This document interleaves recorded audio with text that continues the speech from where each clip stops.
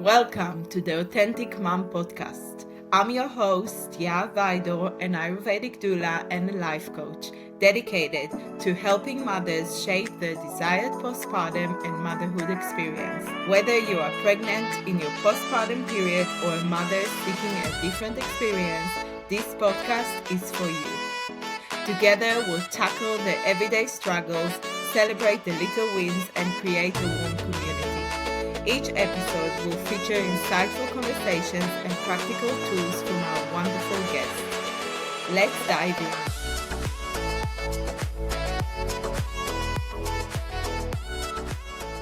Thank you for joining me today, and I'm so excited to do this podcast with you because you are a very significant person in my life, and I can say that you really supported me in times that A, helped me and my babies, and B, was the most beautiful times of my life.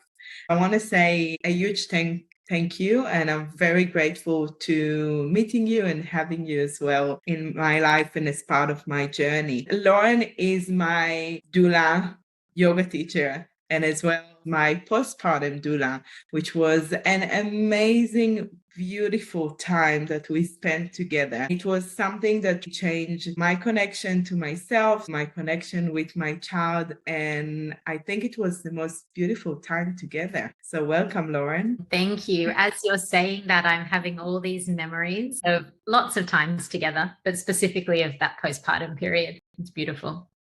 Yes, and I think that many moms out there are not giving themselves the time during the postpartum period to heal and as well connect with their child and with themselves. And I invited you today just to speak about it, how we can do it differently. So where do we even start? Yeah, it's such a great question. I think that where we can begin is places like this, places where people are talking about it more. And certainly we are talking about it more. I'm definitely deep in that world, but even on the periphery, I see that it's being spoken about more. So I think education is one of the first places, and seeking out that education. And it is a difficult thing because in our culture, it's not prevalent. I had my son's now 16, and when I had Phoenix, it was not prevalent at all. It wasn't spoken about. What was spoken about a lot was the birth, and tons of birth preparation, which is super important. But one of the things, as an Ayurvedic postpartum care specialist, if you speak to anyone in this world, what you'll hear a lot is the first 42 days sets you up for the next 42 years of your life. And I agree. Yeah, I agree. When I heard that, as somebody who had suffered from such severe postpartum depletion, it just resonated in every bone of my body. And my teacher, Sava Blackwell, said to me, "It's never too late." And I was, curious about that and maybe a little bit skeptical. And she said to me, "Give yourself a sacred window." So for those of you listening who are like, what is a sacred window? A sacred window opens immediately after you have your baby. And this sacred window is a portal of 42 days. It is an incredibly potent and powerful time in which a mother can heal depending on what she does in that time. So there's you stand at a crossroad. We know birth is such a huge initiation. That we know as women. We know that it's a massive change. It's a massive initiation, and you will never be the same. As a little side note, in our culture, we have this strange bounce back idea, like I'll get back to my pre-baby body, or I'll get back to my pre-baby job, or I'll get back to my pre-baby fill in the blank. It's never happening. You can't go back. You can go forward in a completely new way, in a completely transformed way, but you can't go back. So it's a strange culture and a very sticky place to try and bring somebody back to something else. So that's what the 42 days, you stand at a crossroad, and in this initiation, you either go down the road of depletion. That's what I did. Or you go down the road very mindfully of the deepest healing and the deepest nourishment and the deepest restoration. And there are many ways you can do that. You can hire a full-time postpartum doula, which is what Yahav did. It wasn't full-time, but we worked a lot and very intimately together. But you can have pieces of this information. Today, I'll share with you the 4 pillars of care And you can find enough resources to do this on your own as well. Like, I truly believe that in my heart. Will you recommend to do it before you giving birth? So do it as like part of your preparation when you're pregnant? Absolutely. So that's the other thing, is that women find themselves in postpartum flailing, going, what is happening? I mean, that's a whole conversation in itself, isn't it? It's like, what is actually happening to a woman after she has a baby? I mean, Right. it's epic. You can't even put into words Huge. what is happening. Confusing. If you get to that place and you're lost at sea, this is what, I mean, I've been a birth worker for 17 years. I've been a doula, and I taught so much birth education, and everyone's so focused on the birth. But then what about after? What about the after? So then you get to the after, and that's like, hello, the rest of life. And you're flailing, and your mind is mush, and your heart is mush, and your body is fatigued beyond all understanding. Yeah, and all the hormones. The hormones. So if you get to that point and you start thinking, what am I meant to be doing? It's not impossible. If that's you and you're watching this, amazing that you're here. It's not impossible, but it's harder. So to come to your question, yes, that's why I teach. I have a program which you've done, the first 42 days, 42-day sacred window. You learn about this now, and it's so empowering and it's so beautiful, because what you discover is, I have this healing window coming up that I can transform and heal, not only from my birth, but from so many things that have been in my life pre to be pregnant. So it's an exciting thing as well. Yes, and I think it's a beautiful opportunity to do it for yourself, because it took me like 3 children to get to that point. And I think that after the third one, it was kind of like a resolution. Like, I didn't really believe that it can change something, because when we did it together and when we were doing the course, and I was like, yeah, that's all makes sense. Yeah, that's something that I need. But I was always thinking to myself, when will I have the time or the play or taking care of myself? It's like such a taboo. It's not something that you're doing as a mother and as a woman as well. And I was thinking, no, that's not going to happen. But when we did it together, and when I did it after alone with myself, I all of a sudden realized, wow, that's possible. It can be simple as well. It doesn't have to be like a whole mission and a half and a preparation. And I loved it. I love the fact that I think thinking about the 4 pillar when I was doing it all the time, and even reminding myself the names, not drilling down to what each one of them mean, but having the 4 of them rising in my mindset, well, yeah, you can give yourself each one of them. And I would love to hear about them and share it with our crowd and our mothers out there. Yeah. Yeah. I mean, gosh, just to speak to that time thing a little bit, one of the benefits of having a postpartum doula come to your house is that you book out the time and you just know it's going to happen.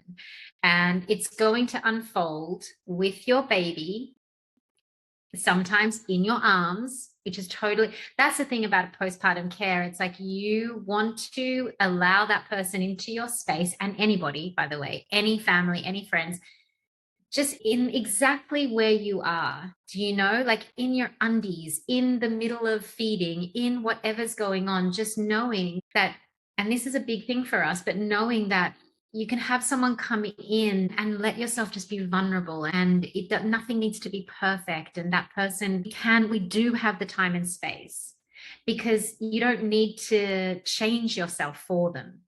I think that's a really important thing for women to understand. So then it doesn't seem so hard, we don't have to tidy the house before someone comes or something like that. Yeah.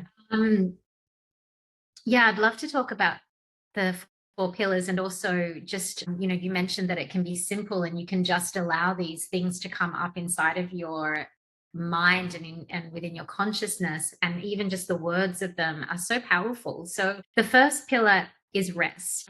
That seems like, duh, yeah, of course. But it's there's so much in that for us as women, modern women that have been taught we can do everything and have everything.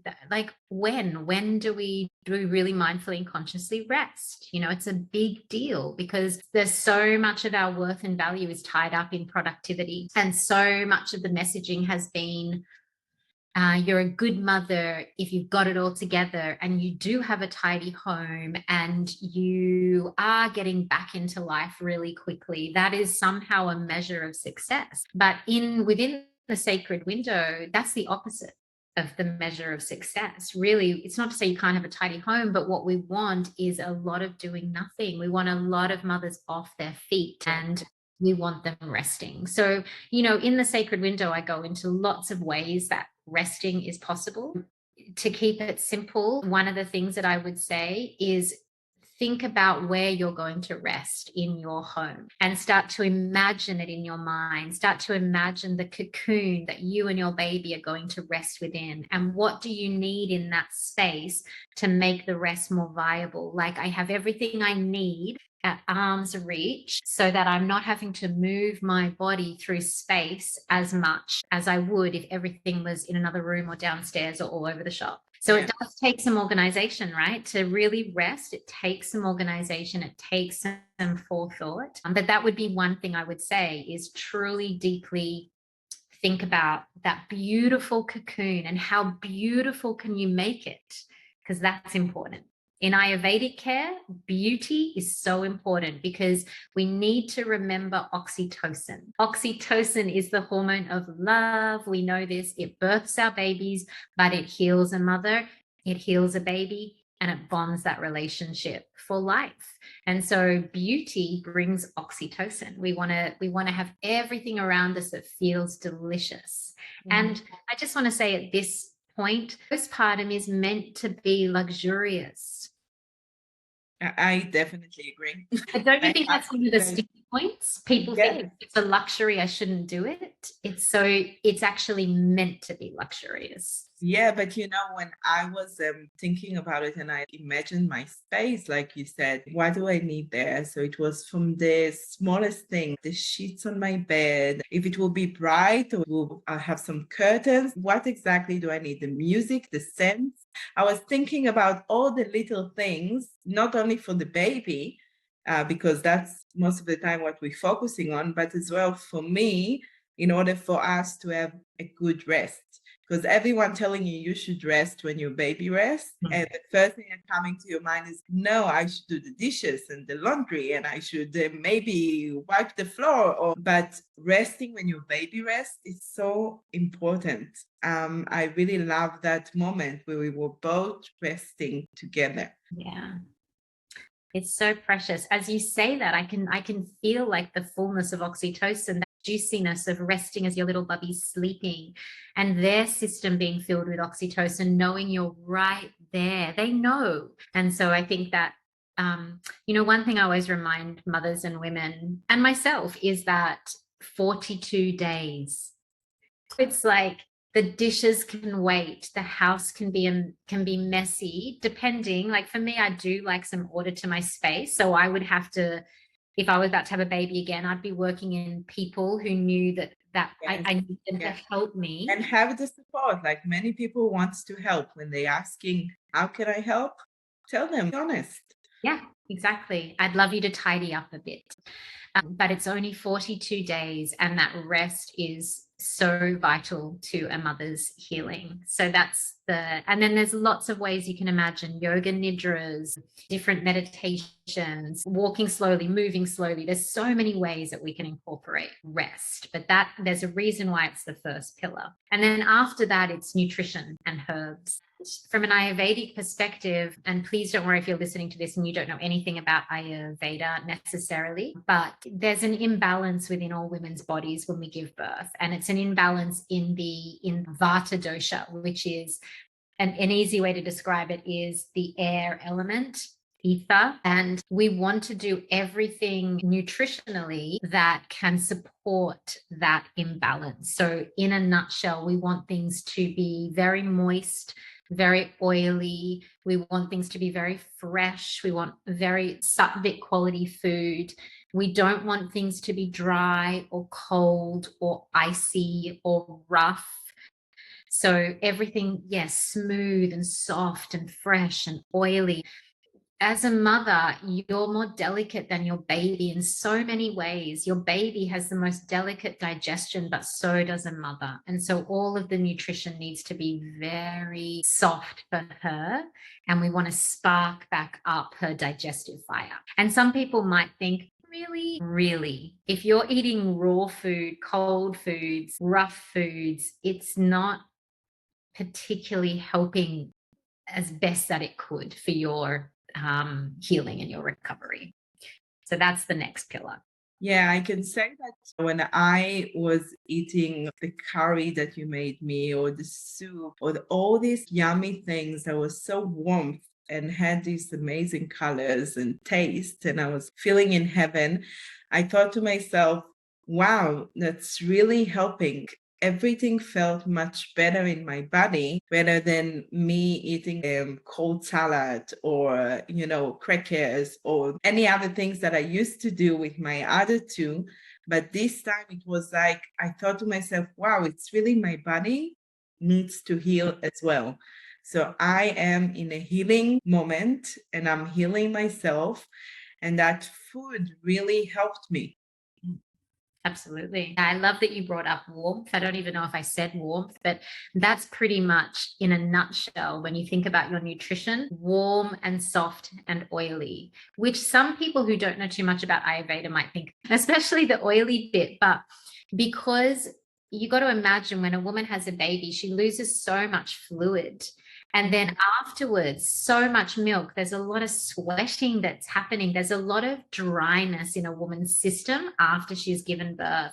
And in order for us to heal, we really need to balance out that dryness. And that's why in Ayurveda and in postpartum care, we would really be doing a lot of, like you said, soups and these beautiful colors and a lot of ghee. So my number one tip really, if you're watching this and you're having a baby, or that's a desire, ghee as nutrition in all your food postpartum is something, just one thing that you could do that would help so much.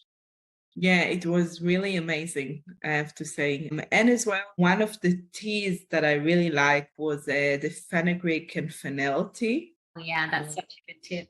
Yeah, That's something as well that is helping your breast milk, but it's really good for your body. Like you feel amazing afterward.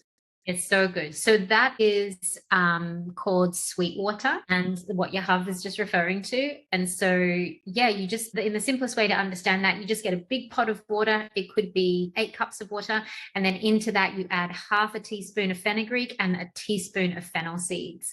And it doesn't seem like a lot of seeds, but the whole water, you just boil it up for maybe 10 minutes. The whole water goes the most golden color. I mean, it's so beautiful. And most food and liquid in this time is golden. And Yahav has called this the golden month.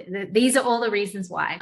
And then this is what I let mamas know. You add that sweet water to a thermos bottle with a straw. You have a couple of these, you put them around the house, and you literally just sip on it all day long. And it is amazing for your digestion, sparking your digestive fire, but also getting your bowels moving, because after birth, it can be, and it is for most people, an issue. But with a lot of Ayurvedic postpartum care, it's not an issue because you're tending to the needs of the body. Yeah. Yeah, and you're healing your body as well. Your body. Beautiful. The third pillar I call beauty, and this refers to, well, the oxytocin and having things around you that are beautiful, and not underestimating the power of that with our healing, but also body care and baby care.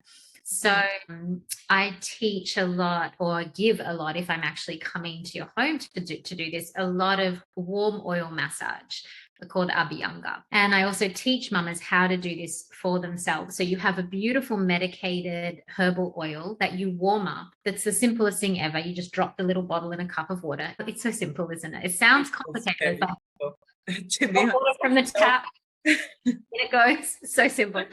You rub that on your body, or you have someone who gives you an Abhyanga massage. And it's not so much about deep tissue massage. Really, Abhyanga, all it means is application of oil. Yeah. It's just the simplest thing. When I started to do it to myself, because I thought to myself, oh, only my husband can do it to me or someone else, and I need to wait. And when I started to do it to myself, I could actually touch the points that I knew that's what I needed. Instead of telling someone, no, touch there, no, touch here, I could really focus on those places where I feel, okay, that's where I need now support. That's where I need to heal. That's where I need to give myself some time. And as well, now as a mother, after that period, I'm doing it, and it's divine. It's just shifting your day, your night. It's really, really affecting you. Yeah, and the reason why it's affecting us so deeply is because, I mean, I could go into it we could talk about Abhyanga for an hour, but it is deeply soothing your nervous system. It's one of the number one things that will soothe your nervous system. And this is at the root, really, of all healing, is soothing your nervous system. And one of the analogies of the postpartum window that I use is, a snow cone. And Yahav, you've heard this so many times, but your snow cone, all the snow's on the bottom. And when you shake the snow cone up, all the snow goes everywhere. And that's kind of what happens when we come through that portal of birth, and it's just everywhere. And what we're wanting to do is we're wanting that snow, obviously, to come back down onto the ground. But we want it to happen in a way that creates the most beautiful pattern, on the ground, exactly the way that we want it. So we're soothing our nervous system, but we're also deciding, how deep do I want the healing to go? It's like you get to create the puzzle and the way that it looks now for your life. And what you do within that sacred window really does shift and change the potential outcome of your life. So one simple thing like warm oil massage is just helping so much to soothe your nervous system. And I say to mums, and I'm sure I said this to you too, honey, just do your feet. If that's all you can do, just rub a bit of oil on your feet and put your socks on and snuggle in bed. That's all that you can do. And that can be a lot for some of us. Like, that's huge. Yeah. Yeah. And that's kind of referring to you in the beginning saying simple. You can just take one little thing and keep it simple. Yes. And I think it's something that it's very important to remind ourselves as well as mother, when things are just too much or overwhelming, how can I make it simple? You want your life to be as simple as possible. And it's very important as well, because the kids are growing and there are so many things on the way, and you want for yourself, for your own sanity, to keep everything simple. Totally, completely agree. Because as you're saying that, I'm imagining there are women watching who have 3 other children, who have 2 other children, and that's a lot. And we do need to pare everything back so that this doesn't feel overcomplicated or unrealistic. Even if it's a slather of oil on your hands and then you go zoom, zoom on the sole of each foot and put your socks on, it's enough. We can really pare all of this down when we need to. Correct. Yeah. And pillar number 4? Pillar number 4, I call heart. And this is all about emotional safety and emotional intelligence and the healing that needs to happen emotionally after we've given birth. So I work in the field of an understanding through the lens of neuroemotion or neuroscience, how our brain is affecting our nervous system, how our feelings are affecting our nervous system. And after birth, what I would say and what I have recommended way before I even got into this work specifically as a mentor, a neuroemotional mentor, is I always said to women, we need the space to talk to somebody after we've had our babies that isn't our partner, that isn't our mother, that isn't our best friend. This is, if you have a best friend who can hold space for you, that's amazing. But for a lot of people, it's very hard for them not to give you their advice and go into advice giving. Yeah. So what we need is someone who can deeply listen to us and to allow us the space to tell our story and for us to be able to really get out a lot of the feelings, because it's the key to healing. All the rest is as well when we're looking at the sacred window, but this is a big one. And we need to have space to do that. And so I would say, to seek out somebody who could listen to you after birth. That's a session that I offer after birth. it's very powerful to have places you can go. And there's a lot of other people that do this as well. Yeah. So and then there's a lot more in that heart pillar that we go into in the Sacred Window program. But that's one of the things that I would if I was recommending one thing from that pillar, it would be to have someone who can listen to you. And even for you to journal, even if it's you listening to you, you can journal about what you're feeling and know that you could burn the paper after if you wanted to. You can write whatever you need to, but you want to keep getting things out and speak it so authentically, exactly how you want to say it.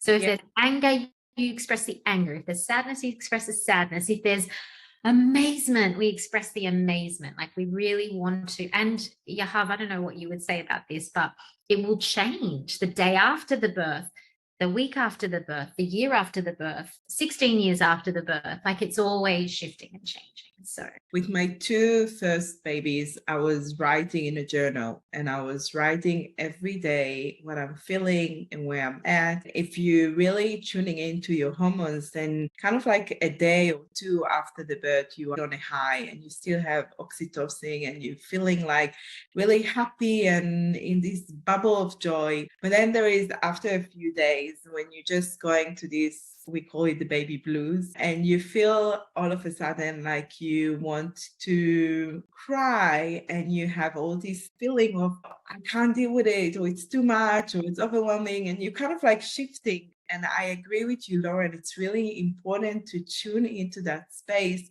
and to share your birth story. Mothers encourage you to share your birth story and not to ask for any advice, not to ask for anyone to tell you what they think or how their birth story were. No, just tell the people you're sharing with, I just want to share with you. I just want to communicate with you what I have experienced from my own point of view, and I'm not asking for any feedback in return. Maybe a cuddle, maybe a hug, maybe something as simple as that, but not processing it. Some people, like I remember when I shared my first birth story, they said to me, oh my God, it was horrific. In my mindset, it wasn't.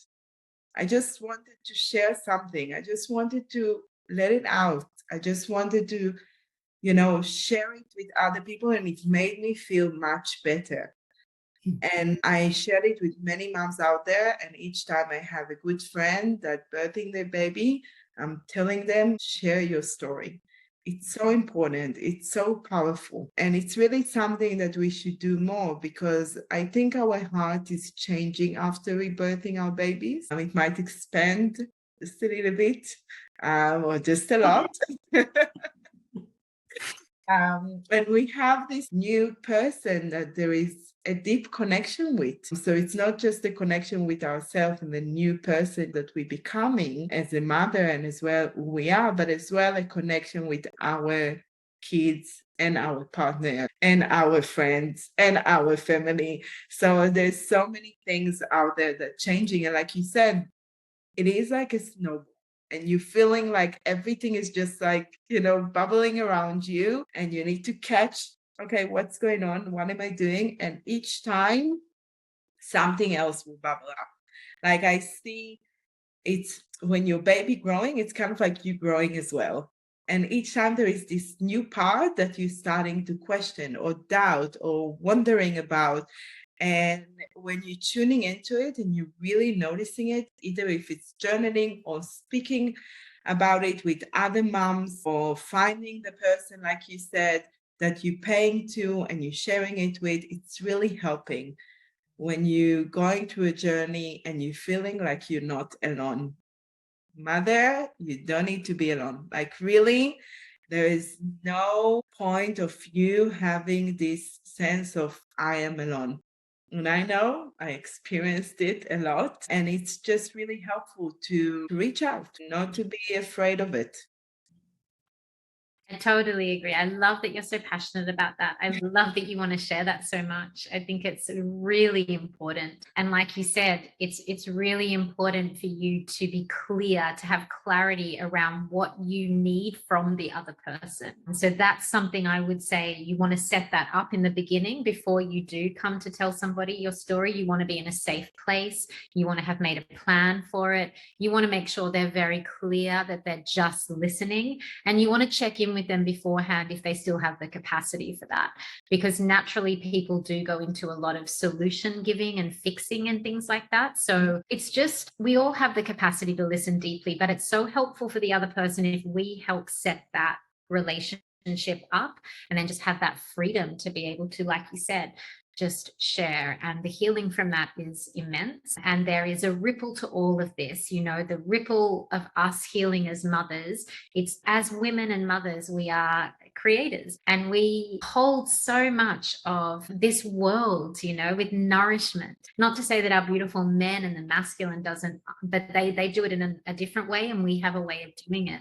And it's very important that we are healed in ourselves in order to be able to send out a ripple effect that is one that can grow and hold further and support. Otherwise, we're building things on the ground of depletion. And don't you think we see that so much? We see so many women at their wits' end, so many nervous systems that are so utterly depleted. And that truly was my experience. And I was creating amazing things, but I think back at what I could have created had I been really healed after that time. So Yeah, I think it's like you said, it's building a base, and that period of time really helping you to build a base, because I think there aren't expectations of you. And the one thing that people expect you to do is be with your baby. So while you there with your baby to create that space, like you said, really think about rest,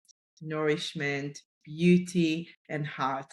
Think about these four things and try and put it into place, even if it's just the smallest little thing, 5 minutes a day. Really just do what you can to help you start that journey. And I know when like with my first and my second one, all I could think about is I want to go out there. I want to go, I want to start walking, I want to start exercising. Like you said, I want to go back to the person that I used to be, to the body that I used to have. I want to go back to socializing very quickly. I was thinking about it. And I have to say that when I did it differently with my third, and I gave myself the time, I took 3 months. I was really, spoiling myself, and it was amazing. It was the most beautiful time. And I'm doing it even today. Even today, with three little kids under 5, I'm reminding myself of these things when I need them.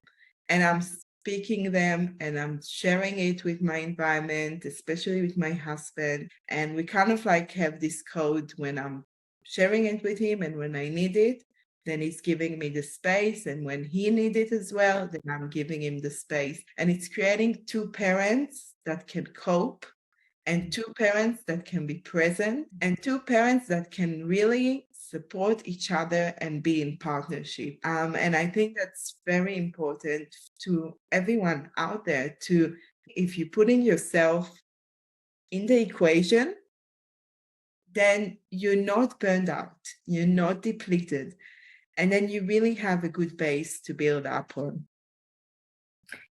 exactly. And then we're modeling that to our children. So they go on to, really embody and understand what it is to tend to self and nourish self so we can thrive, not just survive a postpartum or survive having a child, but to do way more than that. And to, at the end of the day, we're not always going to be in enjoyment. We're not. We're going to feel all the things, but we do really want to have space to enjoy that period of time, to really revel in everything that's happening and all the changes that are happening. Yeah.